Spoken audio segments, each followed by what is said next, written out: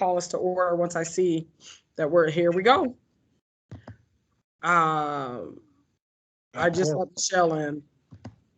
All right, so it is 6:02, and I am officially calling the Council for Minnesotans of African Heritage council meeting to order. And if we can start off with a roll call. And you know what? I can go ahead and just do the roll call, or unless staff wants to do roll call. Shakira, you have the ability to do roll call? Or I can. It doesn't matter. Okay. Chair Hughes? I'm present. Vice Chair Doe? Present. Councilmember Crawford? Present. Councilmember Daniels Racine? Here. Councilmember Mullins? Present. Councilmember Nandi? Present. Councilmember Dukes? Councilmember Dukes, are you present? I think. Present. Oh, there he is. I'm gonna say I know. I saw him just come on. It's all of our council members. All right. And if everybody has had a chance to look at the agenda, I just need a motion to adopt the meeting agenda. So moved. So moved. Crawford. So I think, well, because both of them have done it, we're gonna go with Crawford moving and then Daniel second the motion. Any discussion? All in favor? Well, Oh, go ahead. I second the motion. They both had said it at the same time, Wayne. No, they both moved, right? Okay, that's okay. That's okay. That's okay. Just trying to be technical. That's okay. That's okay. That's fine. So, is there any discussion? All in favor? Aye. Any opposed?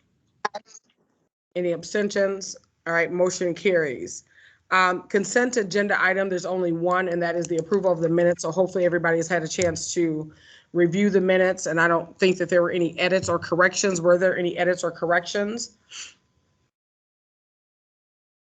And if hearing none, then if I can have a motion to approve our consent agenda item. So move. Doe. Doe moves. Is there a second?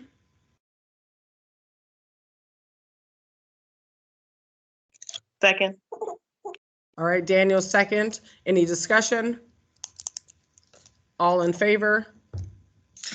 Aye. Aye. Aye. Any Aye. abstention? Any, okay. All right, so motion carries. So we are off to the financial report. So I'll turn it over to you, Alfreda. Bear with me. I'm multitasking here. Shakira, can you please share your screen if you can? Or I can just go up it. There wasn't much to report anyway.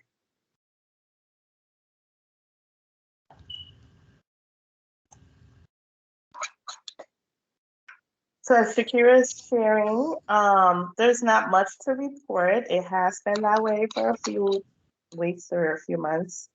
There's not a lot of activity with our finances. Only thing is, which a lot of you know, is a new grant that we recently got. Can you all hear me just fine? Yep, we can. Yeah, it's just the new grant that we recently got, but there's not much changes within our finances just yet. No, there was nothing there to be concerned about, having been over the past few weeks. So it's kind of a boring report because we don't have much going on with our finances. But Shakira had that on. For some reason, I can see all of it. There's something else covering it, but I don't know if council members can see it. I can't. No, Shakira, you have something up on your screen. I don't know if you realize that. Sorry, give me 1 second here. I will get that off. There we go. Okay. Oh, there you go. Thank you. But yeah, we don't have any negative numbers or any concerning numbers. Like I said, there haven't been much of a change within our finances, with the exception of Shakira. Can you go down to the second page? But the grant that we recently got. But yeah, there you go. But besides that, there haven't been much of a change within our finances since the end of our recent fiscal year. So any questions for Elfrida? I just want to make one correction. It's not a new grant. We actually received that and it just carried over to this fiscal year. So that, if you all remember, we received a $10,000 grant to do the oral history project. And so right now it's only reflecting 5,000, but as soon as they carry over the other 5,000, we will see the $10,000 current budget and unexpended, because we haven't, I don't think there's been any billing, correct, Shakira? There hasn't been any billing. I did check with admin, and what happened is in between this report and the last report, we had the encumbrance that went out for Jeremiah's annual, his annual plan with us, so his annual agreement with us to do the facilitation of the historical grant. So that's why it's only respecting 5, because the remaining 5 that's left on that line is for the transcription process, but we haven't paid Jeremiah yet for his time. Okay. And then, as we know, the unobligated, that's because we're not that type of agency that does a lot of programming.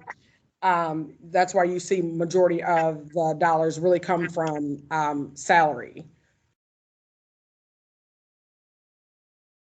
So if there are no other questions, are there any other questions for Elfrida or for Shakira?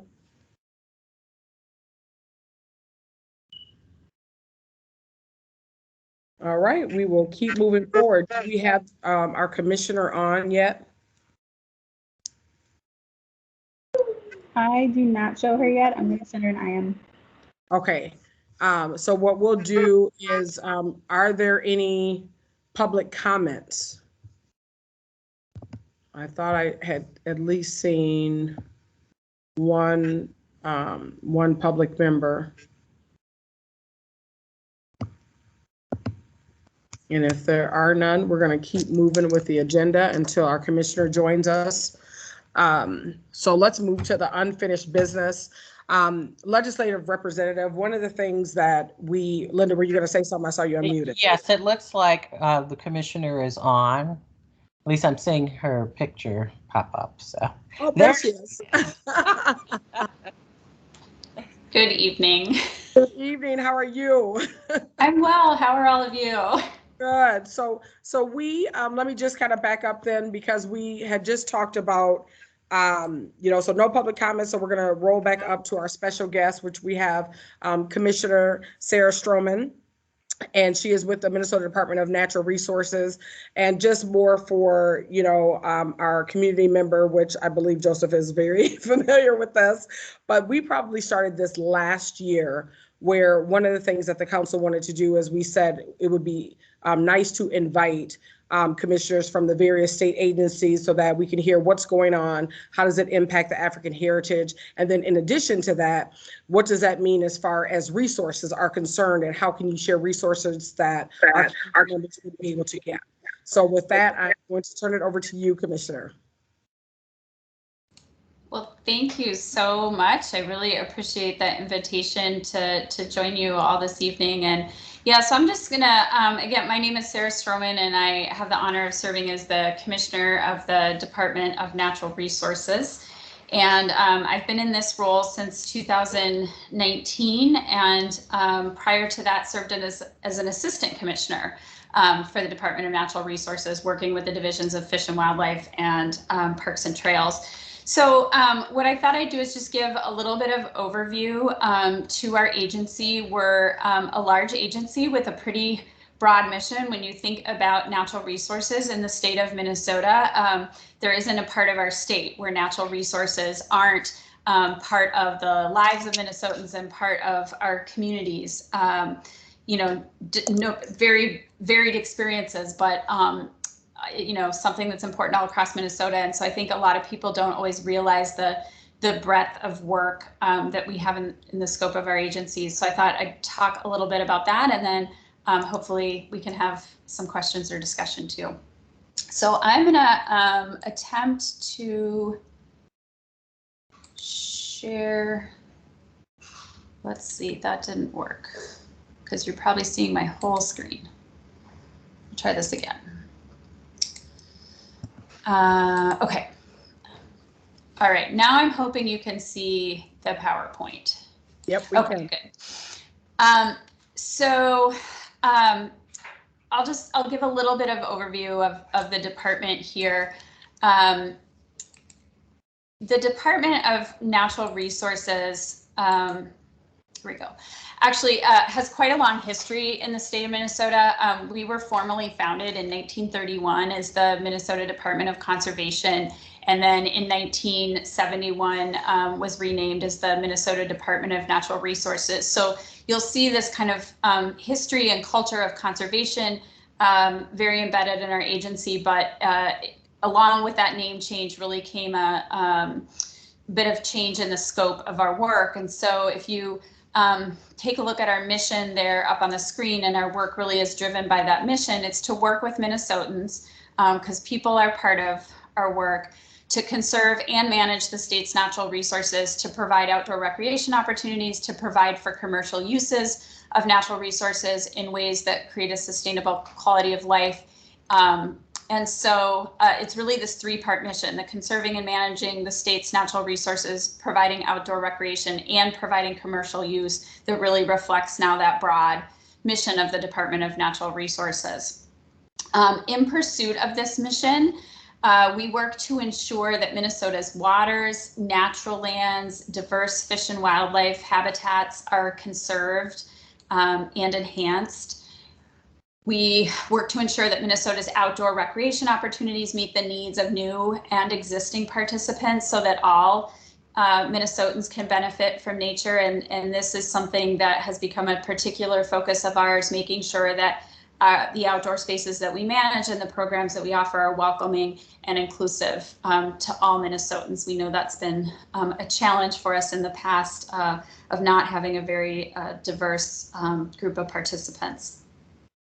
We also work to ensure that Minnesota's natural resources contribute to strong and sustainable job markets, economies, and communities. And then lastly, it's our goal to demonstrate operational excellence and continuous improvement in service to Minnesotans. And I will say, again, just emphasizing in this work, it's really become a key part of this mission to provide equitable access to outdoor spaces and the benefits afforded by a healthy environment to all Minnesotans through our work. And that includes making sure that we're focused on attracting and retaining a workforce that reflects Minnesota's diversity, and that the spaces we manage and the services that we provide are meaningful and relevant to the full diversity of Minnesota's population. And I think this has become increasingly important, and you'll probably hear this thread as I talk a little bit during the pandemic, when we saw so many Minnesotans really turn to the outdoors as a way to deal with the stress and anxiety of the pandemic, and to find healthy physical activities. And so we know that opportunities to access outdoor spaces are really linked to our health and wellness as individuals in Minnesota. And so we want to make sure that all Minnesotans are getting those health and wellness benefits from being out in nature. Just gonna introduce our leadership team briefly. Obviously, I serve as the commissioner. Barb Naramore serves as our deputy commissioner, and then we have 3 assistant commissioners. Bob Meyer works with our divisions of enforcement, fish and wildlife, and our government relations. Jess Richards works with our divisions of Ecological and Water Resources, Lands and Minerals, and Shannon Lotthammer works with our divisions of Parks and Trails, Forestry, and Operation Services. And so I do want to invite you. Our leadership team is really committed to being accessible and having an open door. If anybody ever has questions, either about our work or ideas, please feel free to reach out to any one of us. We also do monthly WebEx, we call them Commissioner's Office Hours. It's an hour each month. That is an opportunity for the public to engage directly with our executive leadership team, and we think that's one of the ways that we can be connected to the people that benefit from our work and hear about what's important to folks across Minnesota. So in terms of how we deliver our programs, we deliver them through 7 different divisions, and I'll talk a little bit more about those divisions in a minute. There are 6 programmatic divisions, and then 1 division that's focused on our operations. And we deliver those services through 4 different regions. So our delivery is a bit of a matrix. We have divisions that are program-based. We have regions that are geographic-based, and I've listed our 4 regional directors: Teresa Ebengay in the Northwest, Patty Thielen, who actually just transitioned to a job with our forestry division. So I just started interviewing candidates to head our regional headquarters in Grand Rapids today. Grant Wilson serves as our regional director in the Central Region in the Twin Cities, and then Scott Ramehelt in Southern Minnesota. And these folks, the goal here is really to have someone who is a representative of our senior leadership team in each one of those regions who can work with communities across the state of Minnesota and folks dealing with specific issues that may be specific to a region.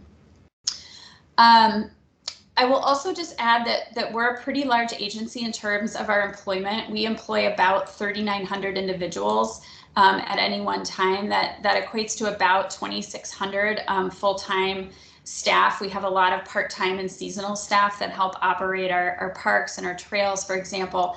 But what I think is unique about DNR, maybe MnDOT is a little bit the same, is we really have a presence in every part of the state. We are in all 87 counties in Minnesota.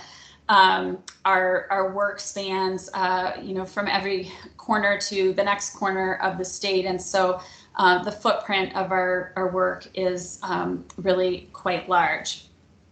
I'm gonna swap here real quick because I'm going to talk a little bit about our programmatic areas and our budget. This just gives you a snapshot of some of the statistics we like to throw out. DNR by the numbers of just 1.5 million licensed anglers are among the folks we serve. We manage more than 1,700 public water access sites. So those are the ways that boats and canoes can access water or lakes across Minnesota.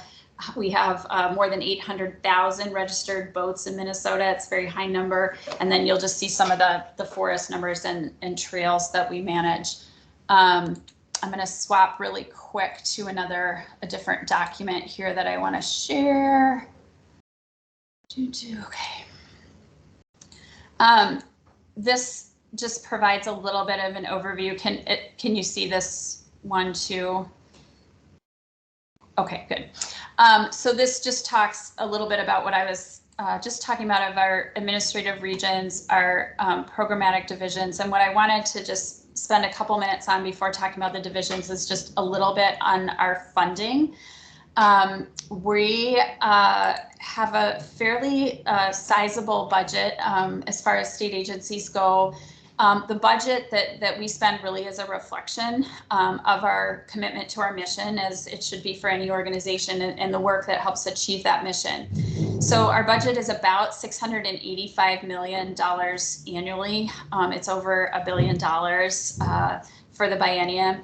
And I think the other thing that's really unique about DNR is that our funding is really a complex mix of sources. So where you'll find a lot of agencies, state agencies are funded very heavily by the state's general fund, we are not, only about 24%. And if you can see this piece in blue here is funded out of the general fund. So those are general tax dollars that come to the agency to support specific programs. And those are the dollars that have the most flexibility that come with them.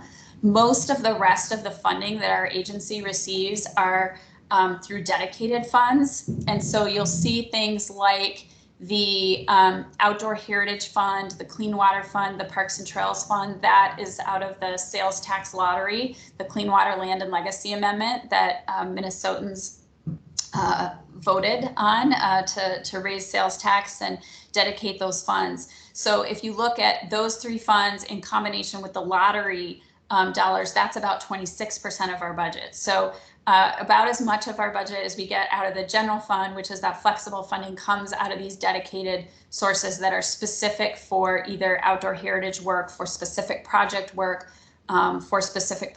in clean water, or specific for our work in managing parks and trails. And then we also have another some other dedicated sources that come out of game and fish funds. Those are our hunting and fishing license dollars. Those are dedicated to our hunting and fishing activities. And then our various recreation funds that come off of registrations from boats, ATVs, snowmobiles, and those dollars are dedicated back into services that benefit those users who are paying those registration fees. So it's a large budget, but really when it comes down to the dollars that are completely flexible for new kinds of programming, it's pretty limited. And so we're really looking at, okay, within that those dedicated funds, right, what can we do to kind of modernize our work, modernize our systems in the context of those longstanding dedications. That's kind of interesting.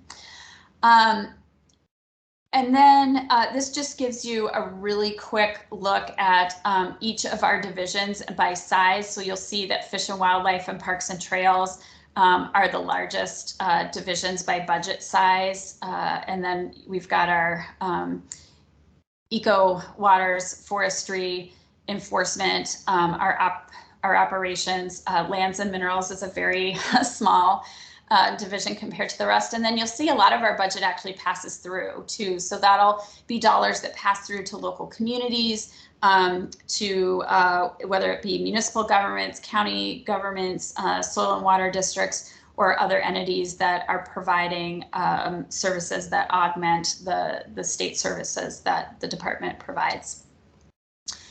And then what I wanted to do was just give you a very brief flavor of the services that each of our 7 divisions provide. And so I'm not going to read this whole thing, don't worry, but I will start with the Division of Ecological and Water Resources, which is a pretty big division in and of itself. It's a division that looks at really integrating land and water conservation. Their services fall into conservation assistance and regulation services. So this is the division that, for example, regulates the use of public waters. They deliver ecosystem management and protection services, as well as inventory monitoring and analysis services, either with other programs within the department or outside for other agencies. Our enforcement division is Minnesota's primary conservation law enforcement agency in Minnesota. These are our game wardens. I don't know if any of you watch those shows that I don't know if they're on Animal Planet or Discovery, but they've become very popular. These shows that sort of depict the life of game wardens out there protecting states' resources and interacting with the public. But this is actually our conservation officers are a key way that we do interact with the public who are out there in the field. But they're also really important for our fish and game protection, enforcement. They're really important for keeping recreation users safe and also general public safety. They often are assisting local law enforcement because they are, again, across the entirety of Minnesota. Our forestry division is, as you saw earlier, one of our larger divisions. They as the name would imply, are the lead division for forest management in the state and forest-related policy development, but they're also the division that provides wildfire prevention and protection efforts in Minnesota. And so obviously we had a number of wildfires burning in Minnesota this past summer during a very dry period. And our forestry folks, our fire folks were incredibly busy then. And so I will say we have incredible partnership with our federal and local partners, and it works really smoothly, and that's to Minnesota's benefit. But those are DNR foresters and firefighters that are out leading those response efforts. Our Division of Fish and Wildlife is the area of our agency that's responsible for monitoring and managing fish and wildlife populations. So they're the ones, if any of you are hunters and anglers and you have to, look every year at the regulations to see if anything has changed on the numbers or the locations where you can take fish or game. This is the division, our biologists who make those decisions. They work to also protect and restore key fish and wildlife lands. They manage a system of wildlife management areas and also have a really robust program in which they connect people to the outdoors through hunting, fishing, and other engagement. And this past year, they've started a Webinar Wednesday program. I think it's noon every Wednesday. They do some sort of outdoor skills webinar for folks, and that's been a lot of fun. And then lastly, they also administer our hunting and fishing license center, as well as our recreational vehicle titling and registration. So that's a large system in which not only do we sell those directly, but we have a system of 1,500 agents across the state of Minnesota. So whether it's a bait store, a large store like Shields, or Holiday gas station, there are places all across Minnesota where you can buy DNR hunting and fishing licenses. Our Lands and Minerals Division, this is the division that does our mine permitting and reclamation. So another entirely different area of work. They do minerals management on behalf of the state and also real estate management. And then lastly, our operations support division is really that division that props up all of the other ones. It's where our HR, our fiscal staff sit, our facilities, fleet, all of those kinds of things, IT, that all of the other divisions need to accomplish their work and meet the mission. So maybe with that, I will just stop there if I can stop presenting. And I don't know if folks have questions about the agency or about anything I said, but I'd be happy to answer any questions or take any comments. Well, I don't know if anybody has questions, but I'll say, you hear about the Department of Natural Resources, and my God, did not know, all of the things that, really encompasses that department. So if anything, that was definitely, a wealth of information. The question that I always ask, and I've asked a couple of the commissioners, is when you think about the various programming, that you all have done, where do you feel that we can kind of align, services, specifically when you look at a lot of what we do is how does this impact our African heritage community? And so looking at like some of the things like parks and trails, some of the clean water, so those are some other aspects as well, is, where can we dig in a little bit deeper, from that lens of the council as a whole? Yeah, and I think, that's a really great question. And as I said before, I think one of the things that frankly is pretty concerning to our agency's leadership team is really this divergence in demographics that we've seen in terms of the demographics of the state of Minnesota and the demographics of people that we see using our parks and trails and participating in our services. We have a very older white clientele and male primarily. And, I'm just going to be really upfront about that. And that's not what Minnesota looks like. And, the other thing that we know is people tend to care about and steward things that they have some experience about.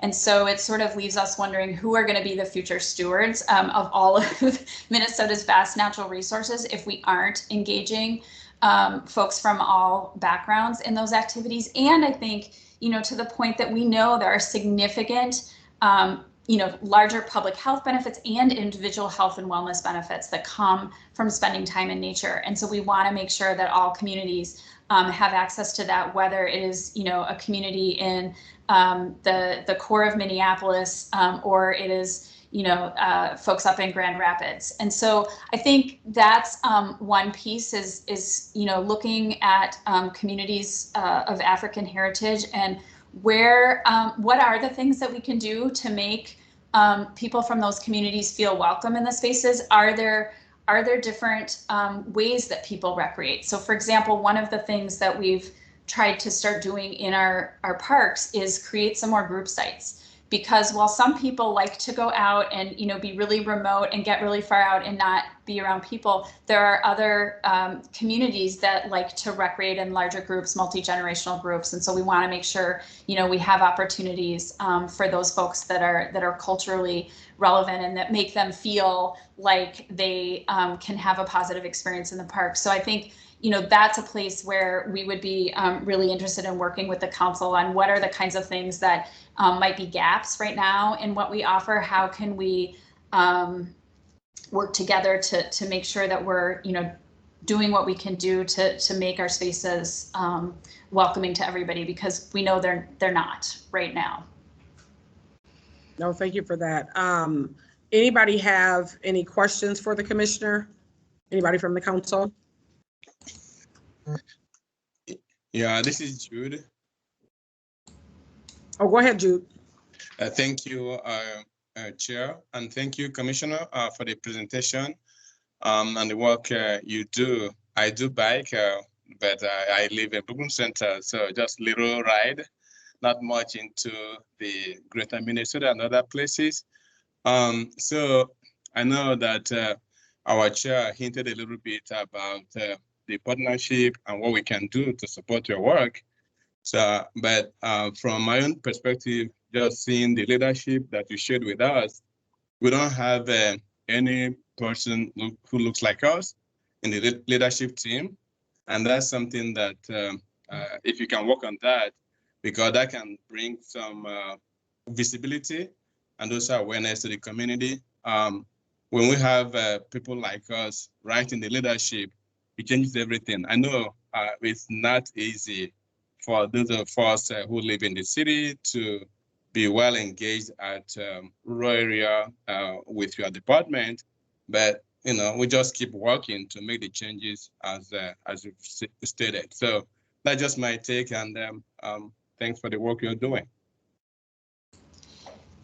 Thank you very much, both for your thanks and for that comment. I mean, you're 100% correct.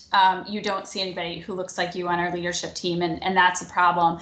And I will say, up until a few years ago, you wouldn't have seen anybody who looks like me on our leadership team. I'm the first woman to serve as the commissioner of this agency, and as you heard me say before, we've existed since 1931, and it took till 2019 to have even a woman in this place. So that's going to change. Our leadership team is going to look different in the future. That's one of the things that I'm committed to. Our agency, our leadership team is very committed to.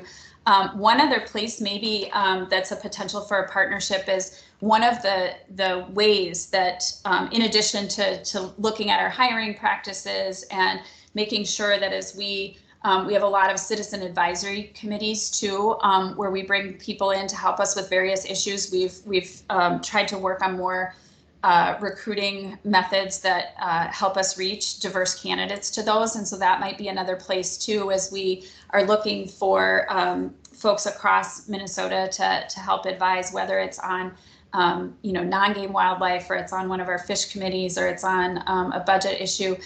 And then we also have an intern program that we started a couple of years ago that is specifically aimed at increasing diversity in environmental careers. We do that in conjunction with the Minnesota Pollution Control Agency and the Board of Water and Soil Resources. And we actually bring young folks from diverse backgrounds early in their college career And we kind of bring them through a multi-year program where they get kind of a very broad overview of all 3 agencies and in the first year, and then focus more. And that's been an incredible program. I will tell you, those kids are from all kinds of backgrounds, and they are smart, and they are engaged, and they are articulate, and they give me hope that our leadership group will change. But that's another place. Anything we can do to recruit into that intern program or to our boards or our commissions and advisory committees would be fantastic.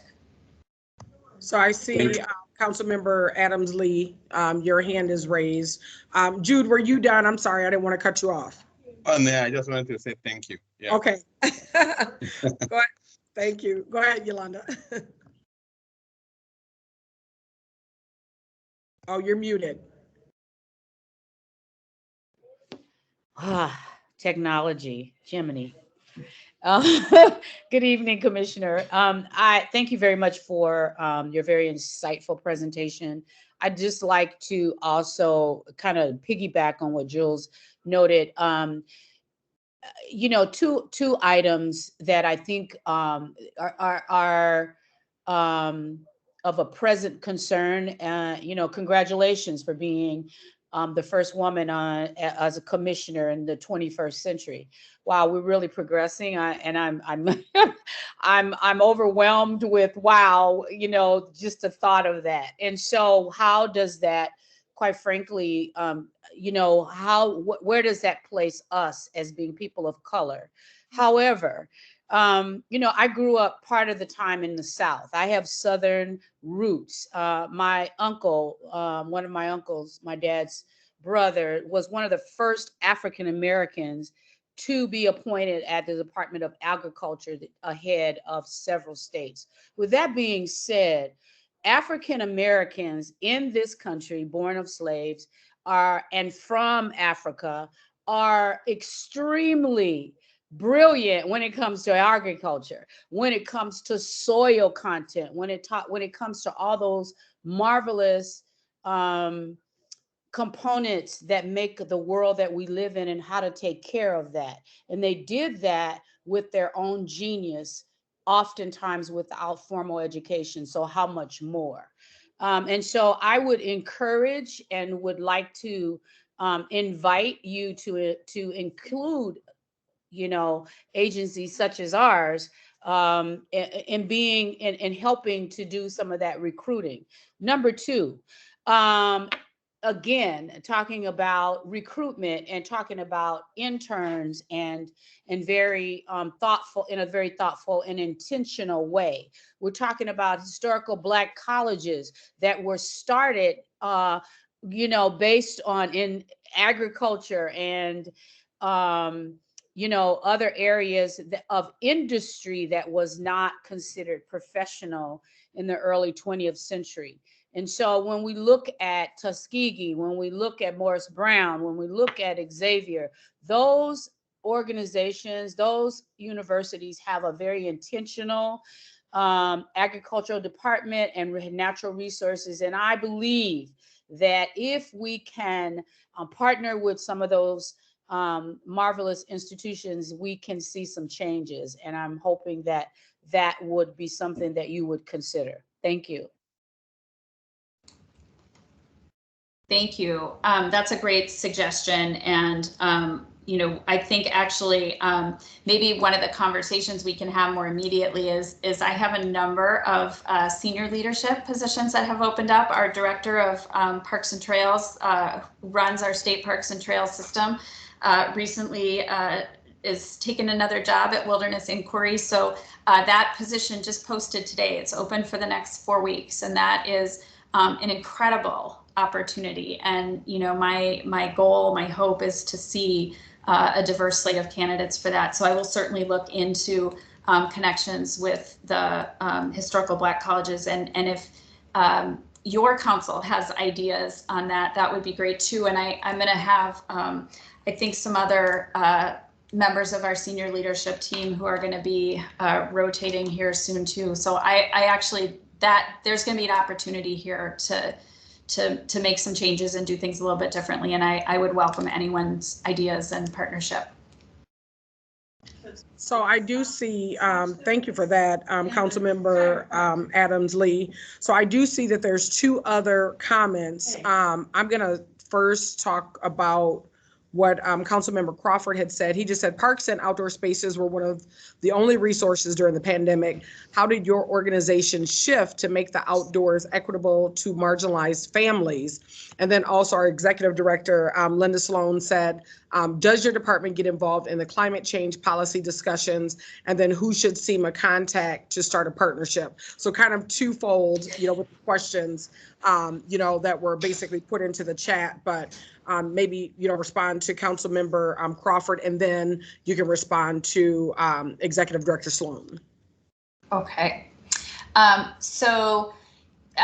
Yes, and I think that question about how do we make that shift to ensure that the outdoors is equitable to marginalized families, right, that's not going to happen overnight. And so, I mean, those are the kinds of things we are working on to make sure that the types of facilities that we offer are welcoming, to make sure that there aren't barriers. I think that, frankly, one of the challenges for us is that when you look at the location of most of the parks and trails that we manage, other than maybe a few trails and other than maybe Fort Snelling State Park, they are out in remote areas, right? So if you do not have access to your own transportation, you are not getting to the facilities that we manage.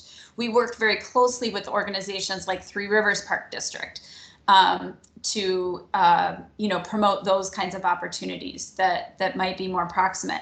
I think one of the things that we're really interested in is, are there maybe not so much natural resource organizations, but community organizations like YMCA or other types of community organizations that we could partner with to address some of those transportation issues. And so that's maybe a question we're thinking about how those partnerships might get started or might work.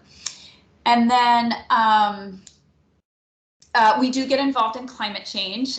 We are part of the climate sub-cabinet, work very closely with the other agencies, and is an agency that manages 5.6 million acres of land in Minnesota and is responsible for our public waters. I think it wouldn't be responsible to do that without a lens towards a changing climate, and do what we can both to mitigate and to adapt to. So those, we have a very robust interdisciplinary team within our agency, as well as very plugged into work that's going on, particularly with natural and working lands, so agricultural lands as well. And what I would say in terms of a contact for a partnership, I mean, certainly you can reach out to me, but Rosette Ship-Chandler is our diversity coordinator. She does a lot of these partnerships for us. And then her supervisor, Aisha Ellis, is she supervises our diversity, equity, and inclusion team. Aisha is a member of our senior management team as well. She's an assistant to the commissioner for strategy, and then oversees our DEI work too. So either Aisha Ellis or Rosette Ship-Chandler would be great contacts. I know both of them would be really excited about a partnership.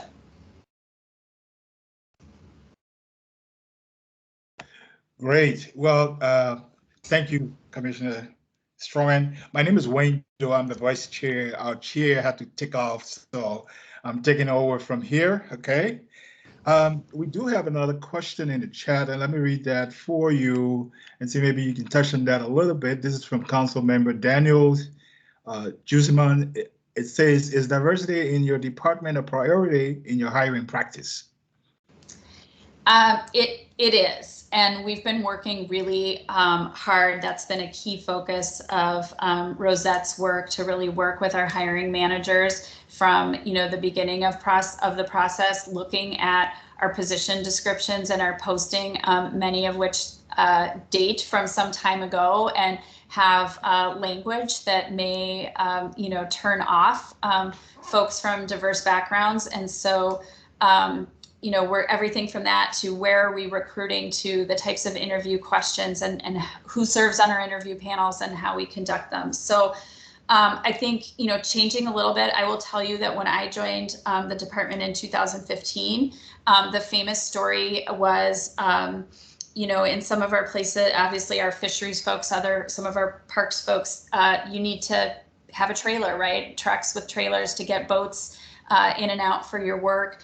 And backing up a trailer used to be like one of those required minimum qualifications. And so that took a lot of people out of the running that had a lot of the skills, either, you know, the technical skills related to natural resources or the interpersonal skills to interact with the public. And the reality is, you know, most people can learn to back up a trailer. It isn't something you need to come in. And so I think, you know, that's just an example of the kinds of barriers. That's maybe a really obvious one, but literally that was the, you know, kind of legendary story when I started a number of years ago. And so really being conscious of trying to remove those kinds of barriers out of our job descriptions and out of our hiring processes and being really deliberate. And I will also say that folks are accountable to our senior leadership for ensuring that they have diversity. And I know that at times I have frustrated some of the staff by sending things back when we didn't have a diverse enough candidate pool.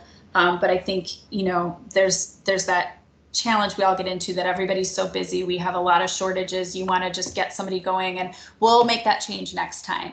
And then, you know, the reality is next time might be 15 years down the road, given the time that folks stay in state service. So we really have been committed to pausing and taking the time to do it right now. Right. Well, thank you so much for that. Any other questions? Well, you know we want to say. I do have a question in the chat. I'm sorry, I have a very loud baby in the background.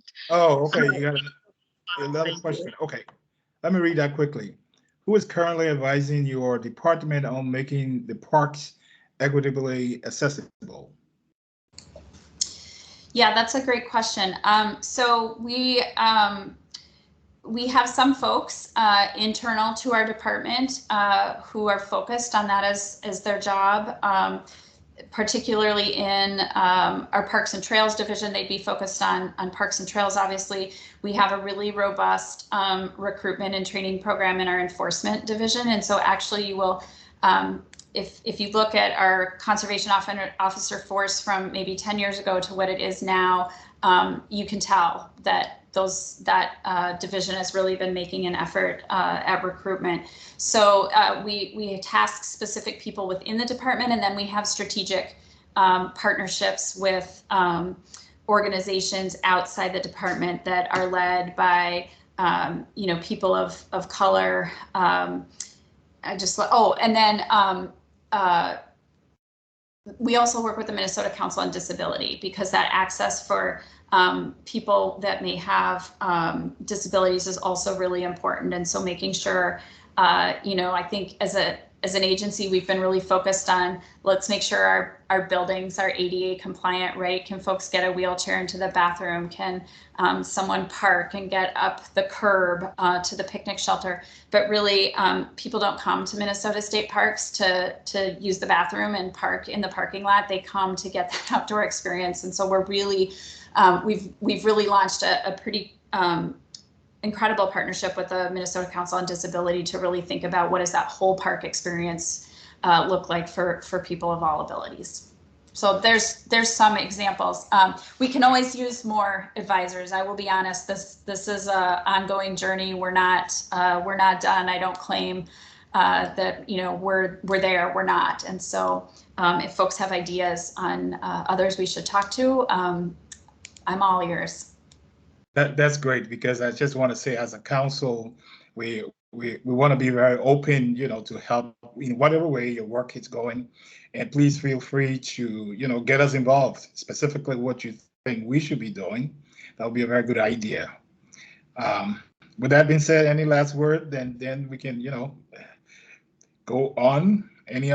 Anything you want to share with us to, you know, tell us directly how we can get involved with you or help you do your work?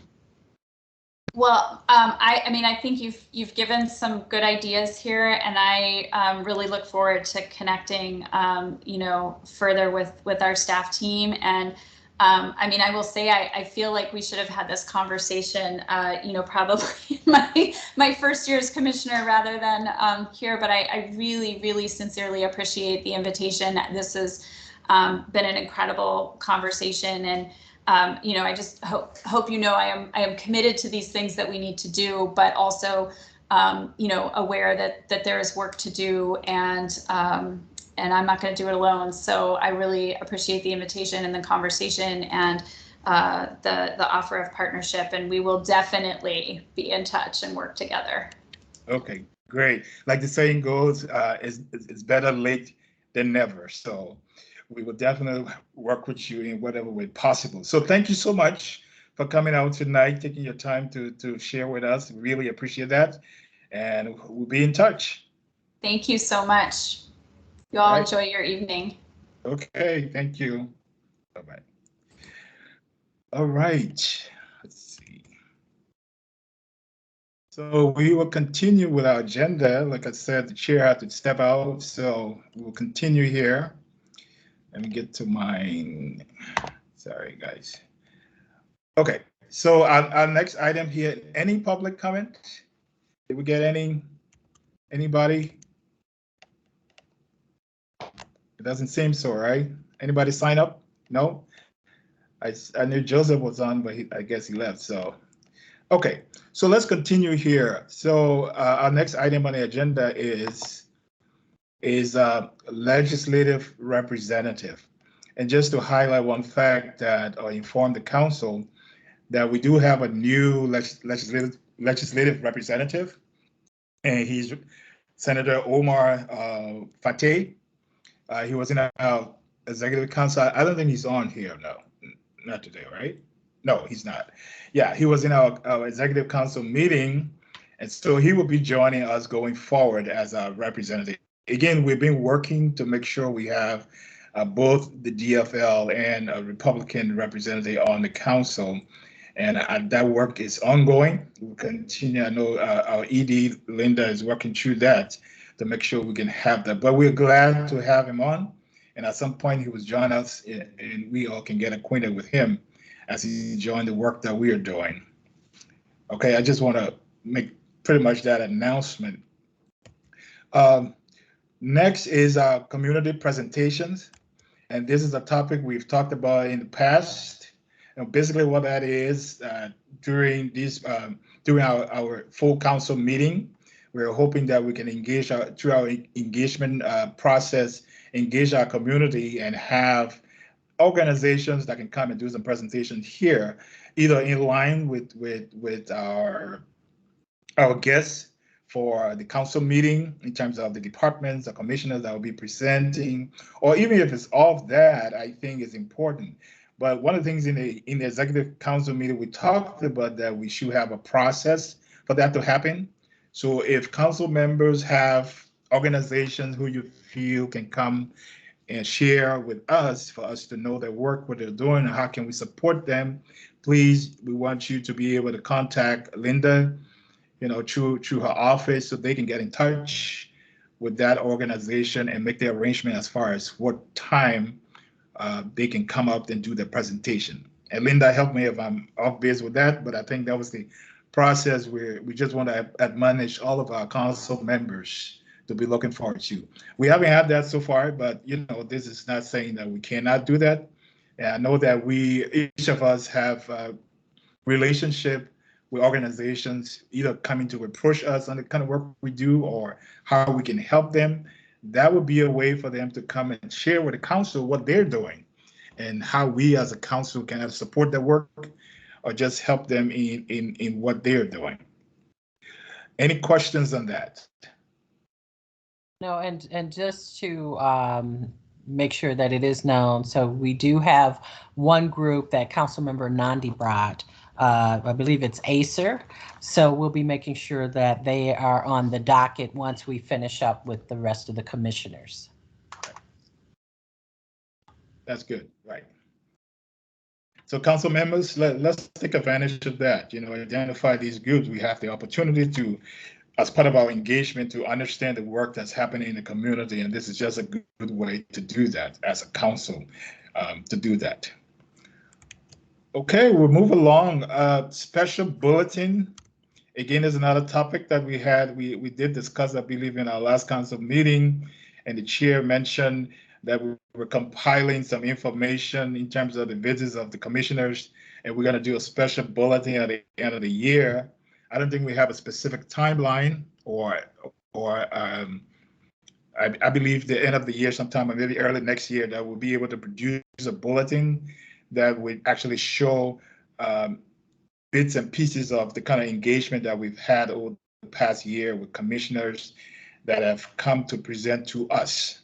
And I guess including what are some of the ways forward, how we can maybe follow up on some of the issues, some of the concerns that we have.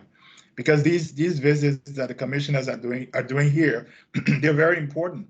And hopefully we're not just listening to them, but we have follow-up measures that we can go after to make sure, especially there are a lot of questions, and sometimes they can't answer all the questions here during the presentation, that we can have the opportunity to follow up with them that way and keep the engagement going.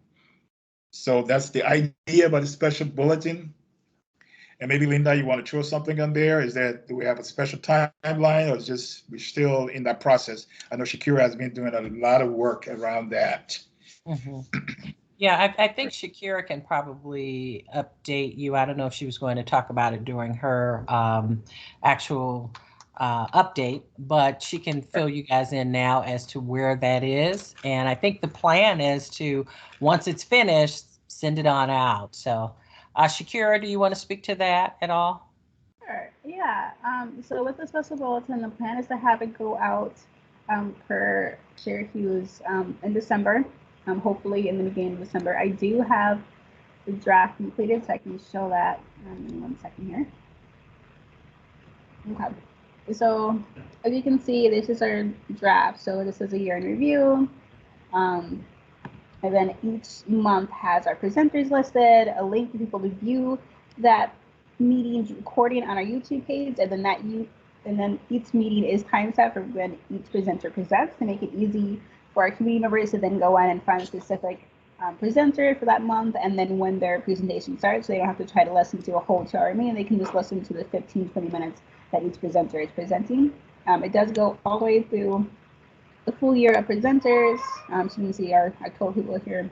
And then for November, I wasn't sure we wanted to do for November if we wanted to have it be Commissioner Hull from the Department of Housing, or if we wanted to be Commissioner Strommen, who just spoke, from the Minnesota Department of Natural Resources. So that one's still up in the air. December, of course, will be Commissioner Doty from the Minnesota Department of Revenue, because December is when it's going out, probably before we have a presentation for December's month. But yeah, so we are pretty much there. I'm just still waiting on an introduction from Narita. Other than that, we are good to go. Okay, that sounds good. Yeah, it looks really good. And that's really good work I think you all doing. And speaking about that, are there any questions regarding the special bulletins? Any comments, questions, thoughts? Okay, hearing none, we will move along. Great work there. And that brings us to our next agenda item, which is new business, December council meeting. In the executive council, we did talk about a December meeting. And this is not strange, because in the past we will skip December meeting, just because coming to the end of the year in January, there are quite a few things that we will be planning for to happen. So we just wanted to present that. And if there's other thoughts on this, that we skip the December meeting to allow staff to actually focus on all the things that they're doing, and then we come back in January and kick off with the different programs that we have set for us. So we want to just put that on the floor, that December, we skip December meeting, give each of us some opportunity, and particularly give the staff the opportunity in the work that they're doing and preparing for the programs that's coming up in January and February. Okay, so any thoughts on that? Any questions, comments regarding our meeting for December?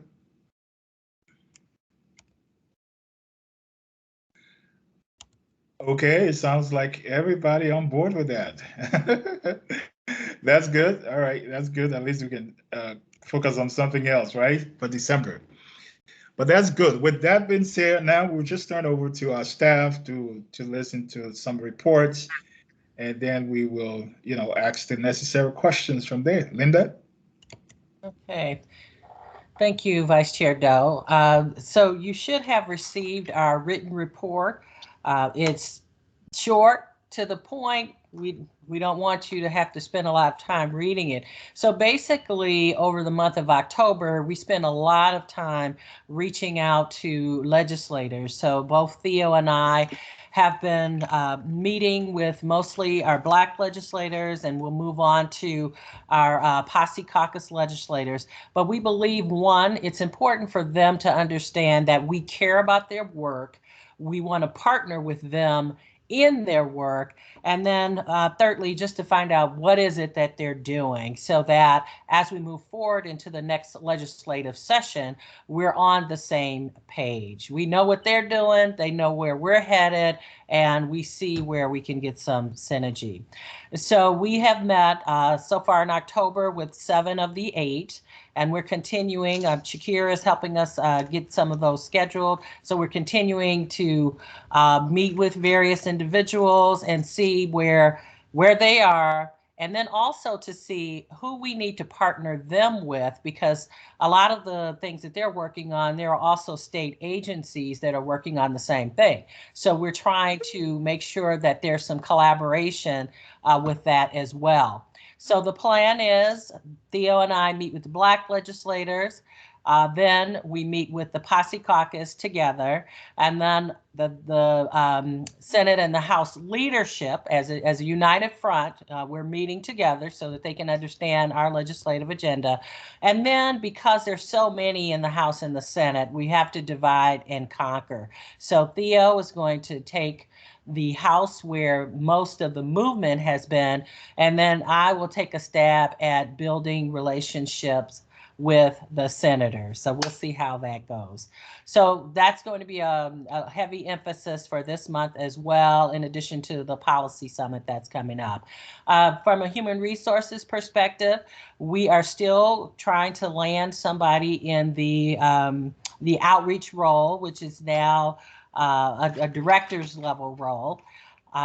So far, we have 2 candidates who we had identified. One is we have determined that we're looking at offering this person, actually extending an offer to this person. And so I'm working out those details as we speak. I'd like to again thank Councilmember Crawford for being a part of the interview process. So that's going along fairly well. We're running into a few issues just in terms of the salary that we are able to offer. So, we're dealing with that, and we're just moving forward with what we have. So just additional meetings that I've been involved in. I'm on several committees or have been asked to participate in several meetings. So Violent Crimes Committee, excellent opportunity to meet peace officers and the leadership, public safety leadership from across the state. So working with that committee, I see that as being invaluable as we move forward with our police reform work. And just with the public safety work that is in the community. State Transportation Committee, sitting on that committee just to make sure that what happened with Rondo doesn't happen again. And that's been going pretty well. Both Theo and I are serving on a racial equity notes task force, and that's in relation to legislation as bills are being put forward. Can we have a note that, just like a fiscal financial note, that says, did you look to see how it would impact the diverse community? So working on that, the Center for Economic Inclusion is one of the groups that's helping to drive that. Again, governors, public engagement, external advisors. And then there's a new woman, Simone Frierson, a Black woman who is running the voter outreach. So connecting with her, excuse me, starting to attend some events that now because the pandemic is still here, but there have been a few things that have been happening. So just trying to get out and support the governor, lieutenant governor, as well as Representative Moran had an event showing our face and making sure that we are connected so that when there are issues that we are contacted. Opportunities would just be strengthening the relationship again with the police. I think it's important that they understand and get our perspective so that as they are developing their strategies for how they approach various situations, that there's a voice at the table saying, hey, wait a minute, did you think about X, Y, Z? And then also, again, voter registration will be huge, just voting in general. And I think that that's a perfect space for our organization, our agency to get engaged. So keeping a pulse on that. I also did get engaged in some redistricting work. And so I initially testified to the legislative body, but then had an opportunity this past month to go before the judges who are drawing the redistricting lines to speak before them and testify on behalf of ensuring that the lines are drawn equitably. So that's kind of it for me. And then, as you know, Theo's out of town this week, and he's been busy education, just trying to stay ahead of the art funds. And, you know, there's a lot going on in that space, but he's trying to stay at least even with it. And as there are opportunities to apply for various grants with different agencies, we've been trying to make sure that those are posted and sent out in our bulletin. We think that as much information that we can get out to our people, the better. We've met, as we've met with some of the representatives, we've had a lot of conversations about Black maternity. There were a few things that did get passed this year, but there's more work to be done. So he's engaged in that, as well as early childhood. The African American Preservation Act has to deal with some of that. And so that is another space we're involved in. And then we'll be looking at housing. And I just connected with the Veterans Agency, and they want to work on veteran homelessness. So we'll probably do some things in that space. And then again, public safety, Theo is working on that. And that's going to also, again, be a huge area where we will be spending some time. So the bonding bill and the supplemental budget, he's keeping an eye on those things and just looking to see where there might be some opportunities for us to engage and ensure that our people are at the table. So that's kind of it for Theo, other than the fact that the policy summit is coming up, and Shakira will speak with you about that because she met with him. I've been out of town for a week, so I'm just kind of getting back into the swing of things, but Shakira will fill you in on that. Well, thank you. Thank you, Linda.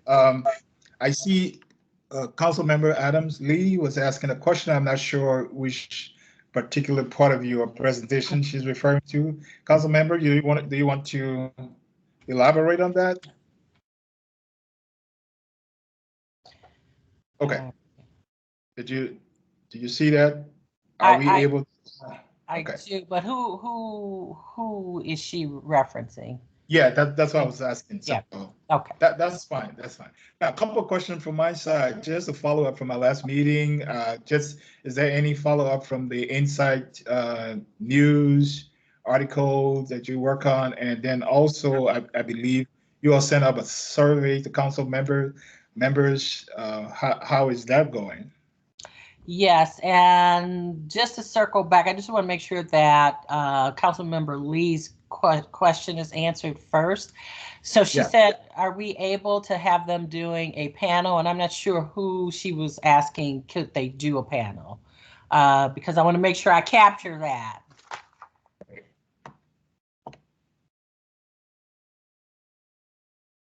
Okay. Council member, I'll follow up with you directly then.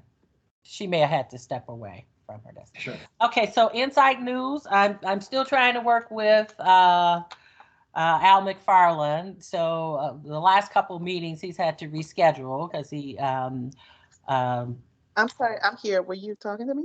Oh, yes, because you had Okay. a question in the chat about are we able to have them doing a panel town hall? And I wasn't clear who you were referencing. Me? Yeah, yes.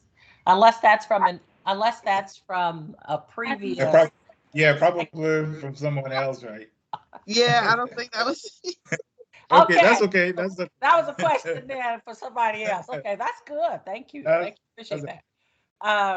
So yeah, so I'm still trying to pin Al down, but he did say that we could do a column, and so I would actually welcome any thoughts on that, because my thinking is that I would get the council members to help with that piece, but we'd have to come up with, okay, he said either monthly or weekly, but we come up with a list of topics, and then someone could write in, and we just make sure that it is, because it has to be the voice of the council, and then we just make sure that we're all on the same page. So that's what I'm thinking in terms of that. So what I'll do though is once I find out, especially if we're not going to have a December meeting, once I nail him down, I will reconnect with the council members. I'll just send out an email saying, here is the status of that, and then see if anyone wants to be engaged in actually setting up the process. Okay, that sounds good. That sounds good. Okay. Yeah. And then I think Femi will be speaking after Shakira. I think he's still online, and he can, if he's not, I'll talk to it. But Femi, are you still there? Yep, I'm still here. Okay. Oh, we can wait till we get to that Okay. point. That Lynn, right. You don't have to address it now. Okay. Okay. Any other questions from council members to Linda before we get to Shakira? Okay, Shakira. Okay, I'm going to start with the topic that everybody is curious about, our policy summit. I'm going to put up our flyer that we created for it.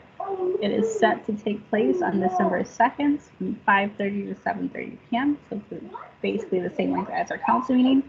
That may be adjusted depending on how many speakers we end up having, being able to attend.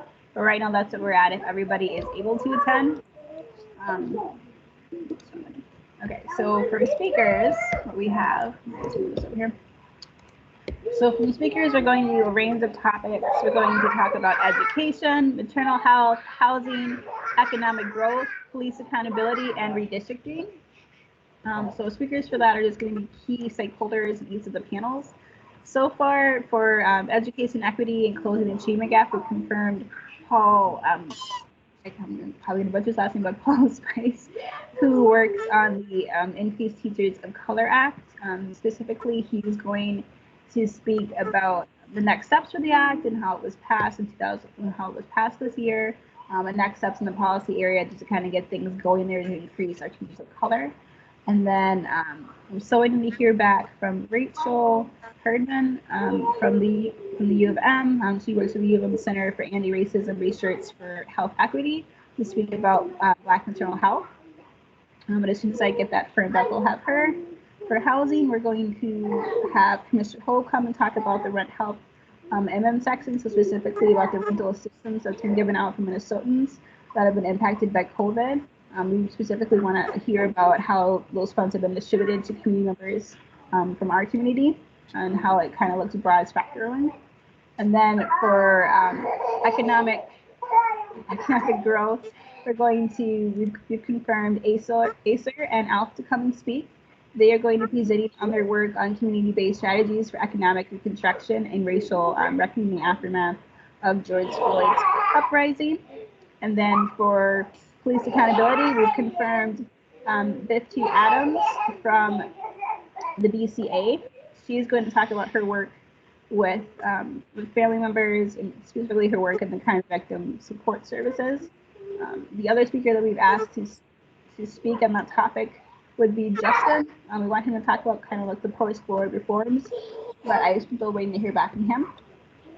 And then the last speakers that we have confirmed are going to be Anastasia, who's going to speak about redistricting. Specifically, she's going to talk about the importance of recognizing our community as it impacts the redistricting process. And then we're going to have Susan Bromer from the Minnesota Department of Demographics, so from the demographer's office, to speak about our population specifically as it relates to the census, how the redistricting would impact us and where we are concentrated currently.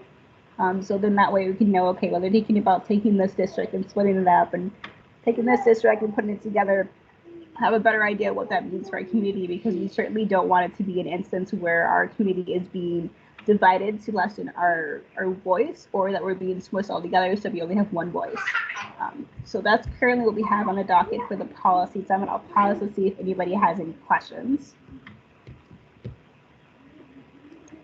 Thank you, Shakira. What questions do you have for Shakira? Council members?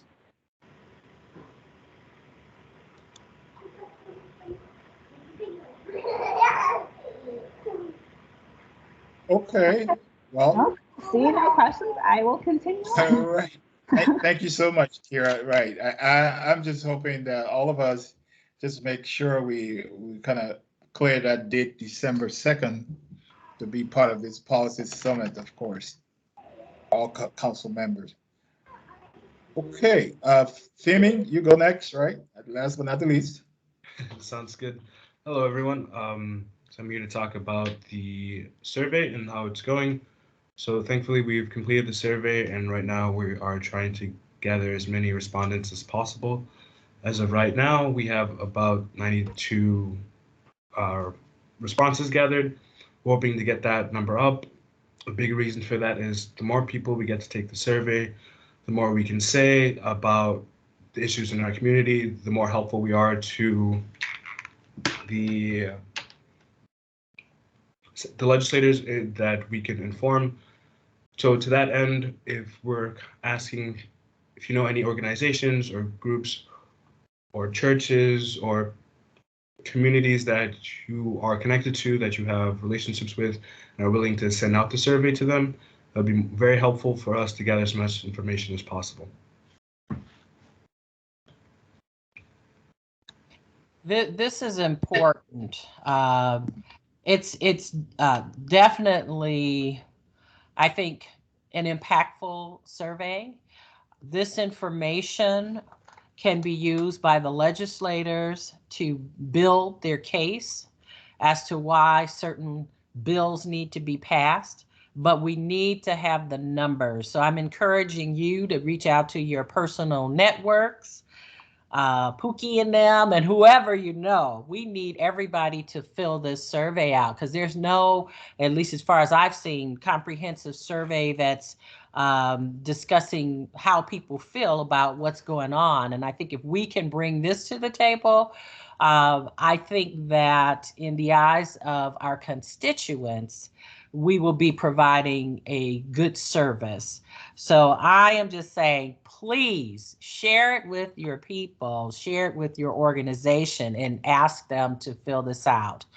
We will resend the link. We'll put it in a form that all you have to do is say, hey, fill this out, blah, blah, blah, and just shoot it off. So I know I can count on you to get that done. So thank you in advance. Yeah, no, I will reiterate that how important it is, and I did the survey. And by the way, I think council members, if you already did the survey, maybe you want to just share a thought or something like that from your experience from there, Anybody else who already did that? Because I'm sure it was sent out to all of us.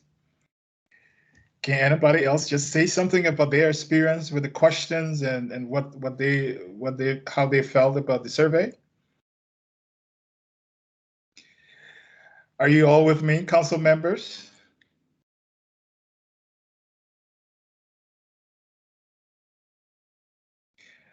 Okay, I'm not hearing anybody, but I can share mine because I thought it was very impactful, the questions. And Femi, how do you want us? Do you want us to just send you a list of the organization, a contact person, and then you get the survey out to them? Is that how we're going to do that? That idea works great. Otherwise, if you have personal connections with those people, I think that works better, because coming from an entity where people don't know our faces and haven't really met us, it's a lot harder for them to then send it to their constituents to take the survey as well. And can I just say that the Black legislators are looking forward to getting the results. So as much as we can get get the numbers up, I think this could be huge, because then we could shop it around, do presentations. You guys can do presentations at various groups. So this is important work. The other piece of it is, we know that in the Senate it's much harder to sell things, but data is so helpful to be able to say, here's how people feel.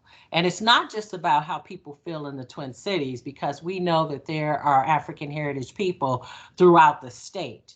So there are representatives and senators who have people of African heritage in their districts. And so it's so drilled down that we'll be able to say that. And so we're reaching out to greater Minnesota as well to get as many people to fill this out as possible. So I can't, say it enough. Please do whatever you can. And if you have some additional marketing thoughts, we'd love to hear those too.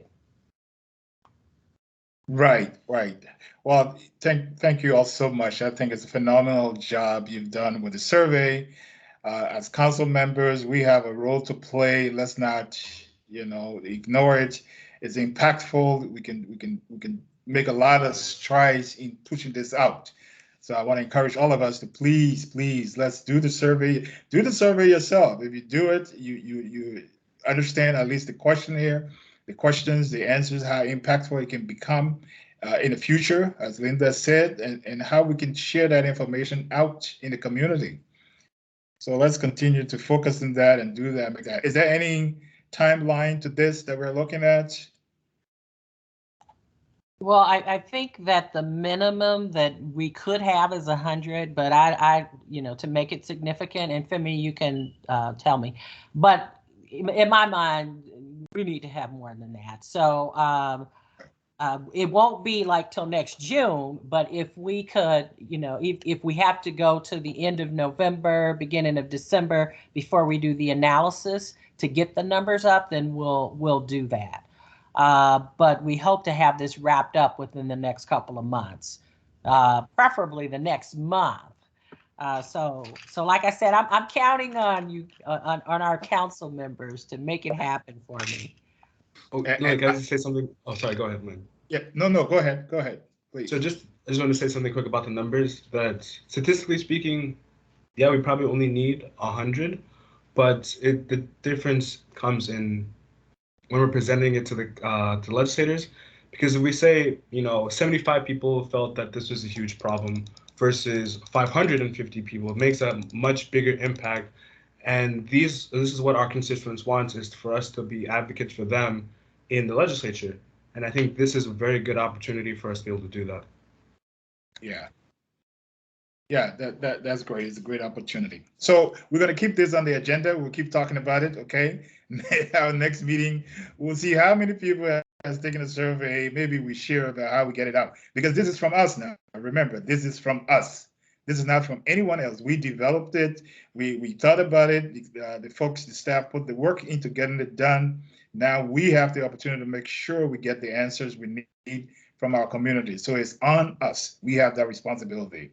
So I think we'll keep it. I definitely will ask that we keep this item on the agenda next time we talk about it and take a stock of where we're at with that. That would be important. But thank you so much. And as it happens, that comes to the end of our agenda. I hope I'm not missing anything here. Are there any announcements? Any announcements? Yeah. Hi, Ms. Ephraim. I wanted to just say something real quick. Yeah.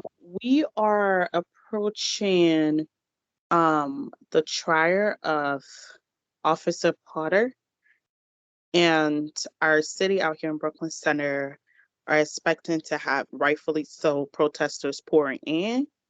As someone who was on the ground the last time, I know for sure that we're going to need a lot of support. There are going to be a lot of organizations on the ground making demands, but we're going to need a lot of support to make sure that the demands that we are making kind of mirrors what our overall interest as far as our African heritage communities demands are at the state level as well. Today, I had a conversation with the Lieutenant Governor concerning this issue, and I just wanted to let you all know that this is something that I would like to collaborate with the council on. We're gonna need all hands on deck. We're gonna need support, however that looks like. Like I said, Amber was kind of on the ground with me during that time also, so that was very helpful. But we need all hands on deck to help making sure our communities are protected. We are unique in the sense that our police department is located within a residential area, and it's our community members who live within those spaces. As you all know, Brooklyn Center is one of 3 cities in the state of Minnesota that are majority POC. So our people live out here as well. So a presence from the council or a collaboration from the council is going to be very, very helpful, however that looks like. And I'm willing to have further conversation prior to the trial out here. Yeah, definitely. Yeah, my concern would be, as you rightly stated, what does that look like? How can we identify specifically what are the things that we can, how we can support, whether it's in person or a conversation or whatever way that comes out. But yeah, we can have that conversation definitely. There are a lot of tables that is being created as we anticipate what's probably going to happen during the trial. One thing that as a council member, that I would like to see more of is our community knowing that the council is there. And I believe one way of that happening is having the council in spaces like this. Mm-hmm. Me introducing myself as a council member. I'm also a board member of 10 other different organizations, and I work for the labor movement. Is not enough. I think that collaboration at the time that our community need solidarity is important for the community to know that we are there, and it's important for the work that we do, so people know that we're there. And one thing I have realized, a lot of people would ask me, "You're a council member of who? What? Like, what is that?" So I really want us to use this opportunity as ways to show our community that we are here, and we this is the work that we do, and this is how we can work with community. And I don't know how that looks like, honestly, but that's just what I'm thinking. Mm-hmm.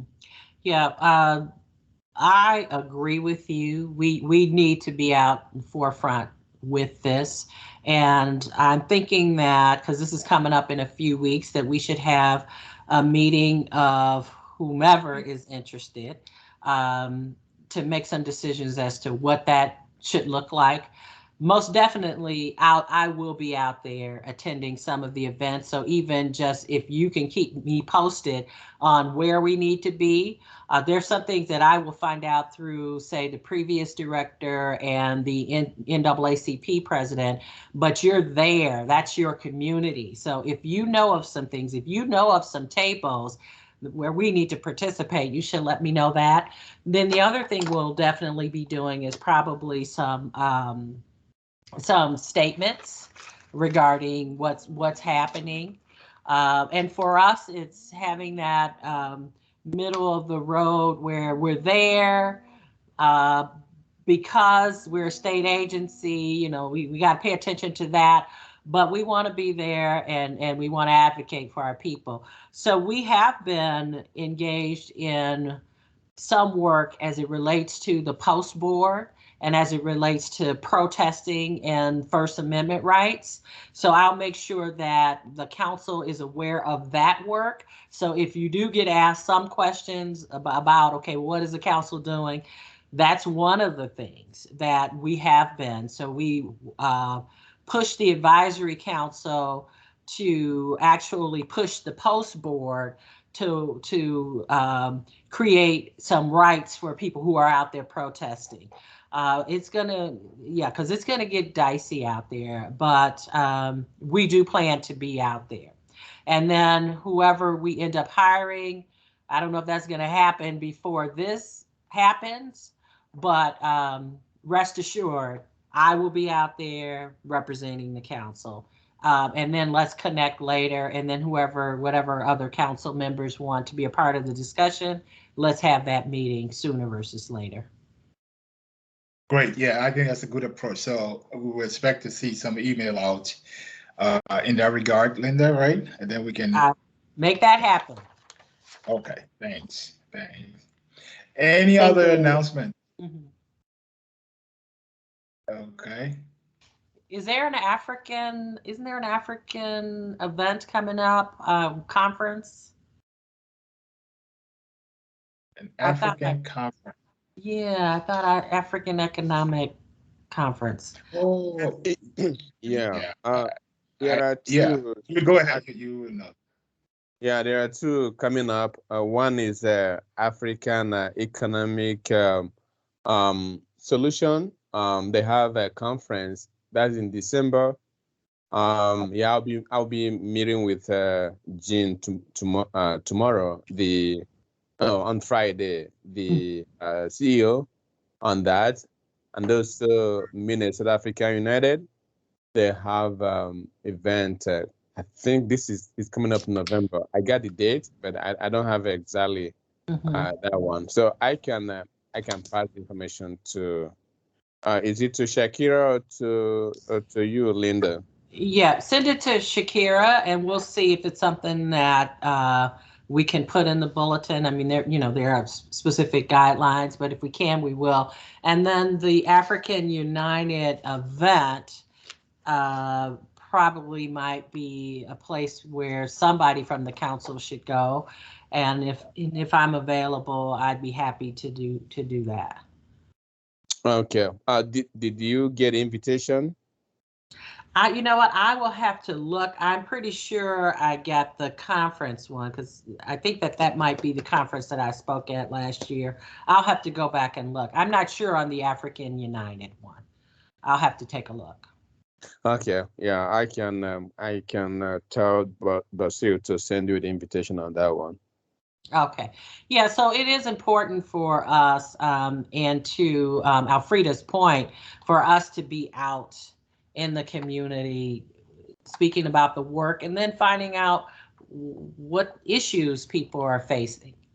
We're only as good as, our knowledge base. So I think it's helpful to bring these events to the table.